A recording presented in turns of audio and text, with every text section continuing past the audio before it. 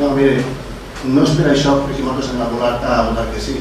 perquè ens creguem la necessitat del que s'està demanant en aquest moment, en aquesta moció, i perquè de vegades s'aconseguís que no s'aconseguisquen les coses, n'hi ha que demanar-les i n'hi ha que posicionar-se, perquè en definitiva estem representant, en el nostre cas, a 20 i pico mil persones entre tots, i crec que aquestes persones d'alguna manera tenen que també transmetre la seva forma de pensar i les seves peticions cap als governs superiors. No és la moció que nosaltres havíem presentat, sí pel contingut,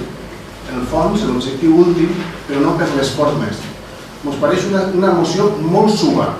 molt suau. Mira, les coses, tal com estan en aquest moment, en l'agricultura espanyola, europea en general i en l'Argentina en concret, estan lo suficient mal com perquè els sindicats agarraren la vara simbòlicament i se posicionaren, això sí, davant de totes les administracions i reivindicaren clarament un tracte distint, diferenciat. Però és que sempre anem en el sí però, sí però, sí però, quan són els agricultors els més fotuts per aquesta crisi, els que més estan pagant aquesta crisi i els que menys culpa tenen d'esta crisi. Faria falta que el nostre president de la Generalitat, que finalment sí que ha adoptat una actitud un poc reivindicativa en el tema del finançament, també agarrarà aquest tema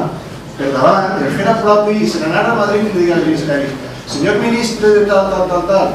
ja està bé, que portem 30 anys de fotudeig per el maltracte, etc., des que entrarem en la Unió Europea, i sempre som els mateixos els que paguem. I ara ja toca que en lloc de penalitzar-nos les assegurances, que ho revisen per això i per això. Però és que al final de la correguda tenim una moció que anem a votar a favor, com en l'anterior, sabent que no anem a traure res, perquè estem en el mes de juny, pràcticament, demà comença juny, el període de contractació és molt curtet, i que a posteriori se pugui fer alguna cosa, ho dubtem, però ojalà ens facin cas a nosaltres, a APA i a la resta d'ajuntaments que voten aquesta moció per unanimitat, si és possible,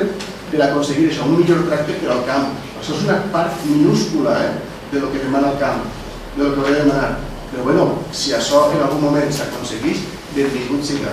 Però no oblidem que aquesta moció, com les anteriors, hauríem de tindre el mateix tractament, buscar un objectiu i posicionar-nos políticament.